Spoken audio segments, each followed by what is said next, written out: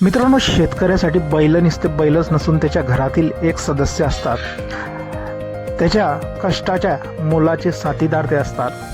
मित्रांनो, आपल्या बैलावर कोणतेही संकट आलं तर शेतकरी ते आपल्यावर आला असं समजून चालतो. अशाच एका शेतकऱ्याचा व्हिडिओ सध्या सोशल मीडियावर व्हायरल झालेला आहे. मित्रांनो, एक शेतकरी आपल्या बैलगाडीसह शेतातून घरी परतत होता, पण अचानक पुढ्याला मोठा पूर आला आणि पुलावरून पाणी होते. यातच या शेतकऱ्याने बैलजोडी त्या पाण्यातून टाकली. पण पाण्याचा प्रवाह एवढा प्रचंड होता की ती बैलजोडी गाड्यासहित पाण्यामध्ये वाहू लागली.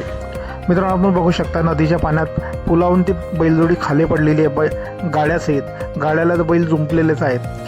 हे बघताच त्या शेतकऱ्यानेही मागचा पुढचा विचार न करता आपल्या बैलांना वाचवण्यासाठी या उफांत्या नदीत उडी घेतलेली आहे. मित्रांनो, त्या बैल बुचकळ्या खात आहेत, त्या जुपणाला बांधलेले आहे. ते गाळं त्या बैलांना खाली ओढत आहे वजनाने आणि ते बैल आपला जीव वाचवण्याचा प्रयत्न करत आहेत. मान वरती करून कसा तरी श्वास घेण्याचा प्रयत्न आहे. मित्रांनो, या शेतकऱ्याला समजून आलेलं आहे की या जुपणापासून या बैलांचे दोर कापल्याशिवाय या बैलांची सुटका होणार नाही. तो आपल्या जीवाची पर्वा न करता त्या बैलांचे जोते त्या जुपणापासून वेगळे करतो आणि त्या बैलांची सुटका त्या गाळ्यापासून करतो. मित्रांनो, जसे त्या गाळ्यापासून त्या बैलांची सुटका होते ते बैल मोकळे पोहायला लागतात.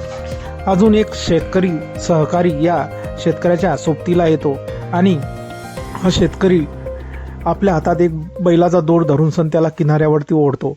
अजून दुसरा शेतकरी दुसऱ्या बैलासाठी पोहोच जातो आणि अखेरीस ते या बैलांना वाचवण्यात यशस्वी होतात.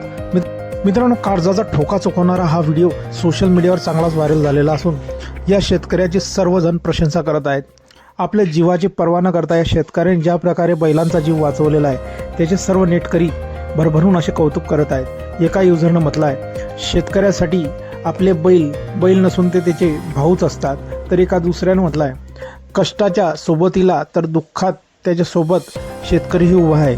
तर अजून एका युजरनं म्हटलं आहे, बैलांसाठी या शेतकऱ्याने आपल्या जीवाची पर्वा न करता उडी मारली आहे. या शेतकऱ्यांना 21 तोफांची सलामी द्यायला पाहिजे.